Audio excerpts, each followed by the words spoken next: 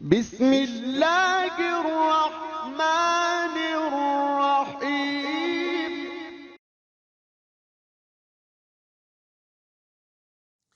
نحمدہ ونصلی علی رسولہ الکریم، اما بعد، فاعوذ باللہ من الشیطان الرجیم۔ میں ہوں پروفیسر حکیم اسحاق سلطان اور اپنے یوٹیوب چینل سے آپ کو خوش آمدید کہتا ہوں۔ آج ہم بات کریں گے جگر کے بڑھ جانے کی، اور یہ دنیا میں پائے جانے والا کثیر الوقوع مرض ہے جو بہت سارے لوگوں کو اپنے لپیٹ میں لے رہا ہے۔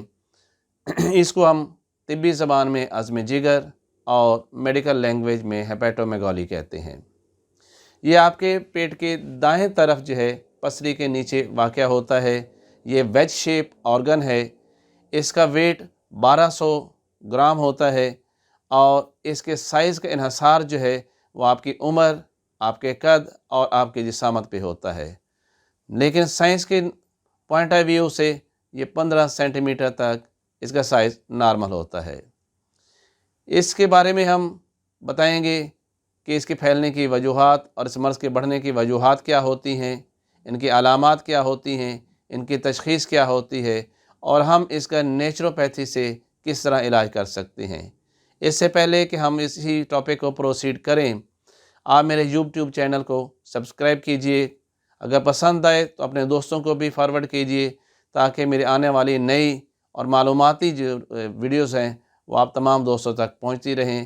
صحت کے بارے میں آپ کا نالج ہے وہ اپڈیٹ ہوتا رہے، اور فوری طور پر آپ اپنے مرض کے بارے میں معلوم بھی کر سکیں کہ آپ کو کون سا مرض ہو رہا ہے۔ تو ہم بات کرتے ہیں ہیپیٹومیگالی کی، عزم جگر کی۔ تو اس کی بہت ساری وجوہات ہوتی ہیں۔ ان میں سب سے کامن جو بڑی وجہ ہے وہ وائرل انفیکشن ہے، اور اس وقت سب سے کامن جو وائرل انفیکشنز آ رہی ہیں hepatitis A, hepatitis B, hepatitis C, hepatitis D اور ہیپیٹائٹس ای ہے۔ ان میں ہیپیٹائٹس اے اور ای جو ہے یہ آپ کی خوراک کے ذریعے، آپ کے پانی کے ذریعے پھیلتی ہے، اس لیے اسے واٹر بارن انفیکشن کہتے ہیں۔ لیکن ہیپیٹائٹس بی اور ہیپیٹائٹس سی جو ہے یہ ہے آپ کے خون کے ذریعے پھیلتی ہیں، اس لیے انہیں بلڈ بارن انفیکشن کہتے ہیں۔ ہیپیٹائٹس ڈی جو ہے وہ کبھی بھی اکیلی نہیں آتی، یہ ہمیشہ ہیپیٹائٹس بی کے ساتھ ہی آیا کرتی ہے۔ ہیپیٹائٹس بی اور سی سب سے زیادہ خطرناک ہیں۔ اس کا اگر علاج نہ کیا جائے تو کچھ عرصے کے بعد یہ آپ کے جگر کے اندر جو ہے وہ بڑھاؤ پیدا کر دیتی ہیں، یعنی آپ کا جگر میں ہیپیٹومیگالی پیدا کر دیتی ہیں۔ لیکن ہیپیٹائٹس اے اور ہیپیٹائٹس سی جو ہے، یہ ہیپیٹائٹس اے اور ہیپیٹائٹس ای جو ہے یہ اتنی زیادہ خطرناک نہیں ہوتی۔ اگر ان کا معمولی علاج بھی کیا جائے اور حفاظتی تدابیر کو مد نظر رکھا جائے تو یہ وائرس خود بخود آپ کے جسم سے خارج ہو جاتی ہیں۔ اس کے علاوہ دوسری جگر بڑھنے کی بڑی وجہ شراب نوشی ہے۔ جو لوگ شراب کا کثرت سے استعمال کرتے ہیں، لگاتار استعمال کرتے ہیں، تو ان کے جگر کے اندر جو ہے وہ چربی اکٹھی ہو جاتی ہے، ان کے جگر کا جو ہے اس کا سائز بڑھ جاتا ہے، اور یہ اکثر کا جو ہے وہ جگر کے سیلز کے اندر سوزش بھی پیدا کر دیتی ہے۔ یعنی ایک تو آپ کے جگر کو فیٹی کرتی ہے یہ شراب نوشی، اور دوسرے ہیپیٹائٹس بھی پیدا کرتی ہے۔ اور تیسری اس کی وجہ یہ ہے کہ وہ لوگ جو شراب نوشی تو نہیں کرتے، ان کے جگر کے اندر بھی فیٹس بن جاتے ہیں، ان کے جگر جو ہے وہ بھی بڑھ جاتا ہے، اور ان میں سے اس کی دو اقسام ہوتی ہیں۔ ایک تو وہ قسم ہے جس میں آپ کے جگر کا سائز تو بڑھتا ہے، لیکن آپ کے جگر کے خلیات کے اندر کسی قسم کی خرابی نہیں آتی۔ اس سے ہم کہتے ہیں non alcoholic fatty liver disease. لیکن اسی ہی کی ایک اور ورژن ہے جس کے اندر آپ کے جگر کے اندر چربی بڑھتی ہے، آپ کے جگر کا سائز بڑھتا ہے، لیکن اس کے ساتھ آپ کے جگر کے خلیات کے اندر بھی خرابی پیدا ہو جاتی ہے، اس کے اندر سوزش بھی پیدا ہو جاتی ہے، اسے ہم نیش کہتے ہیں۔ یہ زیادہ تر ایسے لوگوں میں ہوتی ہے جن کا بلڈ پریشر بہت ہائی ہوتا ہے، جن کو جو شوگر ٹائپ 2 جو ہے وہ ہوتی ہے، اور جن کے خون کے اندر کولیسٹرول اور ٹرائیگلیسرائڈ کی مقدار ہمیشہ بڑھی رہتی ہے۔ ایسے لوگوں کے اندر یہ مرض بڑھنے کا رجحان زیادہ ہوتا ہے۔ اس کی تیسری بڑی وجہ آپ کو جینیٹیکل ہوتی ہے، وراثت میں ہوتی ہے، یعنی اگر باپ ماں ان کے اندر یہ بیماری ہے تو لازمی طور پر آپ کے اندر بھی یہ بیماری آ سکتی ہے۔ اور اس کے علاوہ اس کی بڑی وجہ موٹاپا ہے۔ اگر آپ کا جسم جو ہے وہ بہت زیادہ موٹا ہے، آپ کے پیٹ کے اندر چربی آ رہی ہے، تو ایسا ایسا پھر آپ کے جگر کے اندر بھی چربی اکٹھی ہو جائے گی اور آپ کا جگر کا سائز بھی بن جائے گا۔ اس کے علاوہ جو ہے وہ سٹوریج ڈس آرڈر ہے، آپ کے جگر کے اندر اگر آئرن یا کاپر جو ہے وہ زیادہ مقدار میں اکٹھا ہو گیا ہے تب بھی آپ کے جگر کا سائز بڑھ جاتا ہے۔ اس کی ہم تشخیص کے بارے میں دیکھتے ہیں تو اس کا سب سے آسان طریقہ جو ہے تشخیص کا وہ الٹرا سونوگرافی ہے۔ ایک تو یہ بہت سستا ہوتا ہے، ہر جگہ پر اس کی سہولت موجود بھی ہوتی ہے، تو جگر کا جب ہم الٹرا ساؤنڈ کرواتے ہیں تو اس سے ہمیں پتہ چل جاتا ہے کہ ہمارے جگر کا سائز جو ہے وہ کتنا بڑھ چکا ہے۔ لیکن بعض اوقات ایسا بھی ہوتا ہے کہ جگر کے خلیات کے اندر آنے والی جو تبدیلی ہے اس کو ہم الٹرا ساؤنڈ سے نہیں کنفرم کر پاتے، تو پھر ہم مریض کا سی ٹی اسکین کرواتے ہیں، اور اگر سی ٹی اسکین سے بھی ہماری تشخیص مکمل نہیں ہوتی تو پھر آخر میں جا کے ہم مریض کا جو ہے وہ بیاپسی کرواتے ہیں۔ بیاپسی کا طریقہ یہ ہوتا ہے کہ مریض کے جگر کو سن کیا جاتا ہے اور یہاں سے جگر کے اندر سے ایک نیڈل کے ذریعے جو ہے پیس لیا جاتا ہے، اس کا پھر باقی ٹیسٹ کیا جاتا ہے، اور ٹیسٹ سے پتہ چل جاتا ہے کہ اب جگر جو ہے اس کے کیا حالت ہے، خدا نخواستہ وہ جگر جو ہے وہ کینسر میں تبدیل تو نہیں ہو گیا۔ اس کے علاوہ جگر بڑھنے کی بڑی وجہ ٹیومرز ہوتے ہیں، اور یہ ٹیومرز بھی مختلف قسم کے ہوتے ہیں۔ ان میں سے کچھ سادہ ٹیومر ہوتے ہیں جسے ہم بینائن کہتے ہیں، وہ ساری زندگی رہتے ہیں، وہ خطرناک نہیں ہوتے، اور عام طور پر یہ ٹیومر جو ہوتے ہیں بائی برتھ آپ کے ساتھ ہوتے ہیں۔ وقت کے گزرنے کے ساتھ ساتھ، عمر بڑھنے کے ساتھ ساتھ یہ ٹیومرز اپنے سائز میں تو بڑھتے ہیں لیکن یہ زندگی کے لیے کوئی خطرہ نہیں ہوتے۔ لیکن اس کی جو دوسری قسم ہے جسے ہم خبیث قسم کے ٹیومر جو رسولیاں بھی کہتے ہیں، اسے میلیگننٹ ٹیومر کہتے ہیں، یہ بہت سپیڈ سے پھیلتے ہیں، یہ اپنی زندگی کے لیے بہت خطرناک ہوتے ہیں۔ تو اس کے لیے جو پھر ہم ٹیسٹ کرواتے ہیں وہ بلڈ کے ٹیسٹ کرواتے ہیں۔ تو بلڈ کے ٹیسٹ کے اندر ہم نے جو دیکھنا ہے، سب سے پہلے تو ہم ایل ایف ٹی دیکھتے ہیں اور یہ دیکھتے ہیں کہ جگر کے جو ایس جی پی ٹی اور ایس جی او ٹی ہے کیا وہ تو ڈسٹرب نہیں ہو رہے، کیا بلی روبن تو نہیں بڑھ رہی، اور اس کے علاوہ ہم ٹیومر مارکر جو ہیں اس کو چیک کرواتے ہیں۔ وائرس جو ہے مارکر جو ہے وہ چیک کرواتے ہیں کہ آپ کے اندر وائرس ہے، اس کا لوڈ کتنا ہے، ہیپاٹائٹس بی اور سی خاص طور پر اس کو لوڈ کے مطابق چیک کیا جاتا ہے کہ آپ کے بلڈ کے اندر اب وائرل لوڈ کتنا آ رہا ہے۔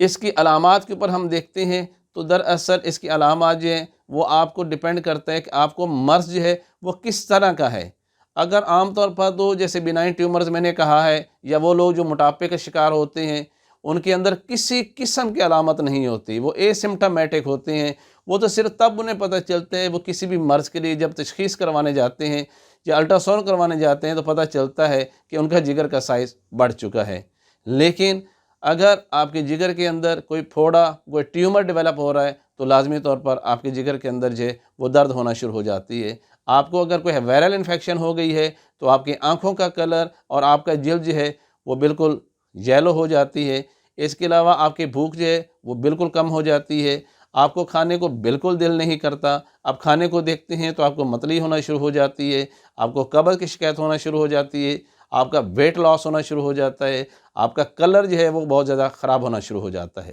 حتیٰ کہ آپ کے اندر خون کی کمی بھی واقع ہونا شروع ہو جاتی ہے، آپ کے پیٹ کے اوپر سوج آ جاتی ہے۔ لیکن پھر میں کہوں کہ یہ علامات جو ہیں وہ ہر مریض میں ایک جیسی نہیں ہوتی، اس میں ہم دیکھتے ہیں کہ اس مریض کو یہ مرض کس وجہ سے ہوا تھا، کیا یہ وائرل انفیکشن سے ہوا تھا، کیا یہ الکوہل زیادہ استعمال کرنے کی وجہ سے ہوا تھا، کیا اس کو وراثت میں یہ ایسا آیا تھا، کیا اس کو کینسر کی وجہ سے ایسا ہوا تھا۔ تو جس طرح کی بھی وجہ ہوگی اس کے مطابق جو ہے مریض میں علامات آئیں گی۔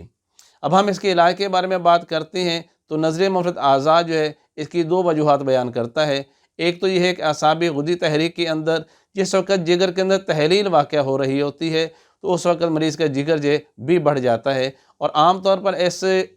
تحریک کے اندر وہ لوگ مبتلا ہوتے ہیں جو موٹاپے کا شکار ہوتے ہیں، جن کے جگر کے خلیات میں کوئی خرابی واقع نہیں ہوتی لیکن موٹاپا حد سے زیادہ بڑھ جاتا ہے۔ کاربوہائیڈریٹس کا یہ لوگ بہت زیادہ استعمال کرتے ہیں جس کی وجہ سے ان کا جو ہے موٹاپا بہت آتا ہے، اور موٹاپے کی وجہ سے ان کا جو ہے وہ جگر بڑا ہوتا ہے۔ تو اس کے لیے علاج کے لیے ہم یہ دیکھیں گے کہ سب سے پہلے تو ہم ان کے کاربوہائیڈریٹس کو ہی بند کر دیں،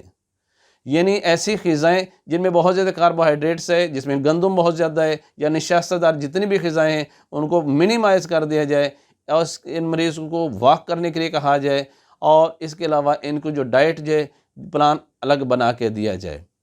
اس کے علاج کے لیے پھر ہم یہ دیتی ہیں ہمارا جو بہت ہی اس کے لیے کامیاب ترین علاج ہے وہ یہ ہے کہ مصبر اور ہنزل، جسے آپ تمہ بھی کہتے ہیں، دونوں چیزیں پنساری سے مل جاتی ہیں، دونوں الگ الگ پاؤڈر کر لیجئے گا اور مکس کر کے 500 mg سے 1000 mg کا کیپسول بنا لیجئے۔ صبح دوپہر شام ایک ایک کیپسول استعمال کریں، واک کریں، تیز واک کریں حتیٰ کہ آپ کو پسینہ آ جائے، کاربوہائیڈریٹس کو اپنی غذا سے بالکل بند کر دیں، ترش پھلوں کا استعمال زیادہ کریں اور جتنا جلدی ہو سکے اپنے ویٹ کو کم کریں۔ جب آپ کا ویٹ کم ہوتا ہے تو لازمی طور پر آپ کے جگر سے جو چربی ہے وہ بھی زائل ہو جاتی ہے اور آپ کا جگر نارمل حالت پہ آ جاتا ہے۔ ایسی پوزیشن کے اندر جو جگر ہے وہ ریورسیبل کنڈیشن میں ہوتا ہے، کیونکہ اس کے جگر کے خلیات کے اندر کوئی خرابی واقع نہیں ہوتی۔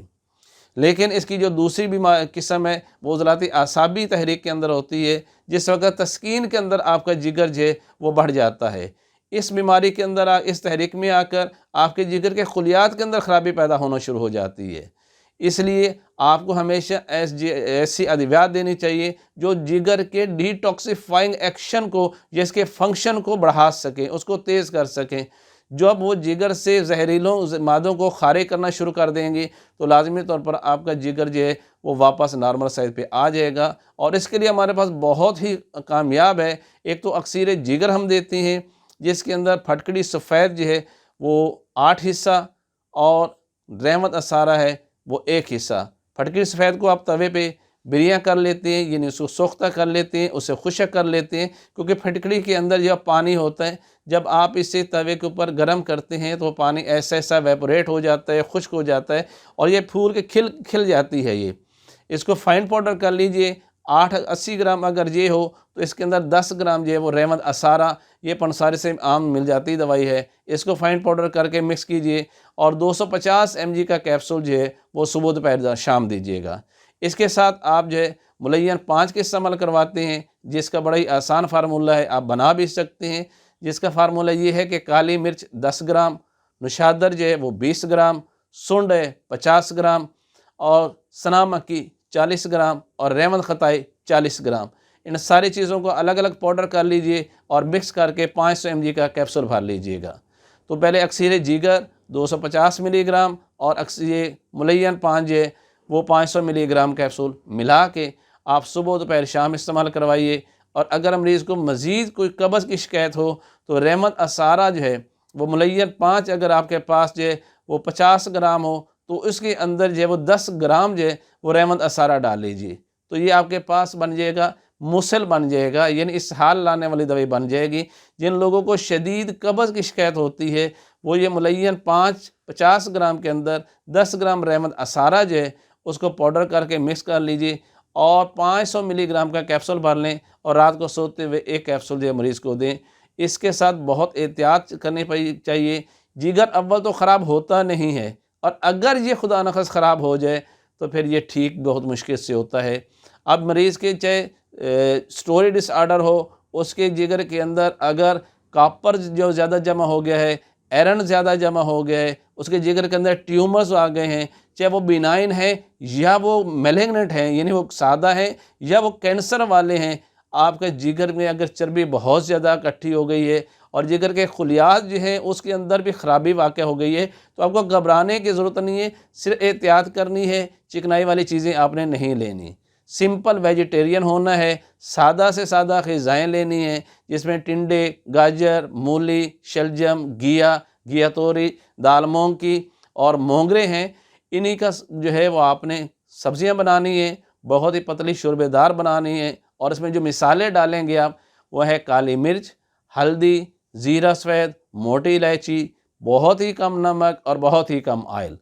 اور بہت شوربہ دار جو ہے وہ آپ نے یہ سالن بنانا ہے۔ اس سے بالکل خشک روٹی کے استعمال کریں۔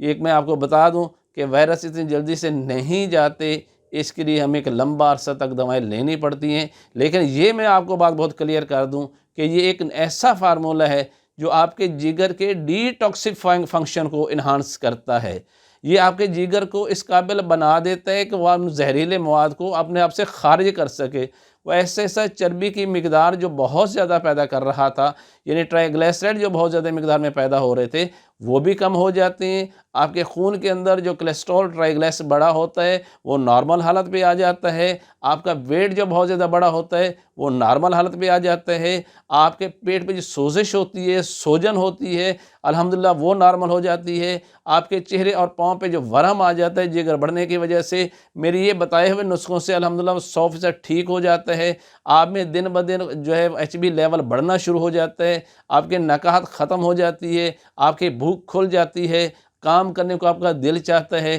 زندگی کے نئے انداز میں گزارنے کو آپ کا حوصلہ بڑھتا ہے۔ یہ میں آپ کو نسخہ بتایا بہت ہی آسان ہے، بہت ہی سادہ ہے، لیکن اس کا کوئی زہریلے اثرات بھی نہیں ہیں۔ اس میں ایسی کوئی چیز نہیں ہے جو آپ کے لیے نقصان دہ ہو۔ اگر آپ کو میری یہ ویڈیو پسند آئے تو آپ ضرور سے سبسکرائب کیجئے گا، اپنے دوستوں کو فارورڈ کیجئے گا۔ پروفیسر حکیم اسحاق سلطان، پاکستان، لاہور سے بات کر رہا ہوں۔ السلام علیکم۔